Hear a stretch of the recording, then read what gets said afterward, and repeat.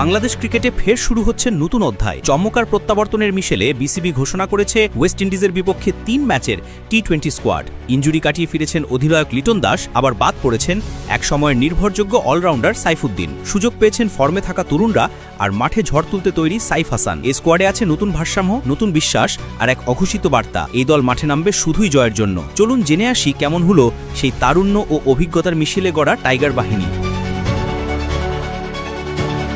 West ইন্ডিজের বিপক্ষে আসন্ন ৩ ম্যাচের টি-20 সিরিজকে সামনে রেখে বাংলাদেশ ক্রিকেট বোর্ড বিসিবি ঘোষণা করেছে দল, আর এই স্কোয়াডেই এসেছে বেশ কিছু বড় পরিবর্তন ও প্রত্যাবর্তনের চমক। সবচেয়ে বড় স্বস্তির খবর হলো ইনজুরি কাটিয়ে দলে ফিরেছেন নিয়মিত অধিনায়ক লিটন কুমার দাস। আফগানিস্তানের বিপক্ষে সিরিজের চোটের কারণে মাঠের বাইরে থাকলেও এবার তিনি ফিরছেন নেতৃত্বে। টিম ম্যানেজমেন্টের মতে লিটনের ফেরা ব্যাটিং অর্ডারে এনে দেবে স্থিতি ও আত্মবিশ্বাস, বিশেষ করে দলের শীর্ষক্রমে, যেখানে তার উপস্থিতি সবসময় গেম চেঞ্জার ভূমিকা রাখে। তবে স্কোয়াডে এসেছে কিছু কঠিন সিদ্ধান্ত। মোহাম্মদ সাইফুদ্দিন ও সৌম্য সরকার এবার বাদ পড়েছেন দল থেকে। সৌম্য আগের সিরিজে ভিসা জটিলতার কারণে মাঠে নামার সুযোগ পাননি, আর সেই কারণেই তাকে এই সিরিজে রাখা হয়নি। অন্যদিকে দীর্ঘদিন ধরে চোট ও ফর্মহীনতায় ভোগা সাইফুদ্দিনও হারিয়েছেন জায়গা। অন্যদিকে সুযোগ ধরে রেখেছেন তরুণ ওপেনাররা তানজিম হাসান তামিম এবং পারভেজ হোসেন ইমন। এই ৩ জনের মধ্যে যে কেউ হতে পারেন লিটনের ওপেনিং পার্টনার। মধ্যক্রমে আছেন জাকের আলী অনিক ও শামীম হোসেন পাটোয়ারি, যারা সাম্প্রতিক সময় ব্যাট হাতে ধারাবাহিক পারফরম্যান্স দিয়ে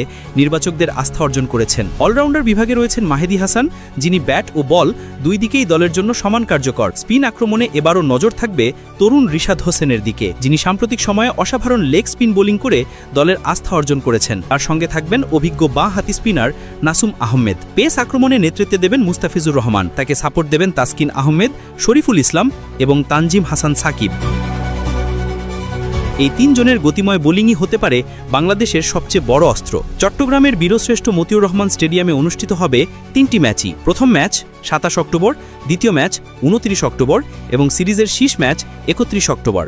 সব মিলিয়ে অভিজ্ঞতা ও তরুণদের সংমিশ্রণে গড়া এই স্কোয়াড নিয়েই মাঠে নামবে টাইগাররা। এখন দেখার বিষয়, লিটনের নেতৃত্বে বাংলাদেশ কি পারবে নিজেদের টি-20 ঘুরে দাঁড়ানোর গল্পটা নতুন করে লিখতে? মাঠে নামলেই মিলবে সেই উত্তর।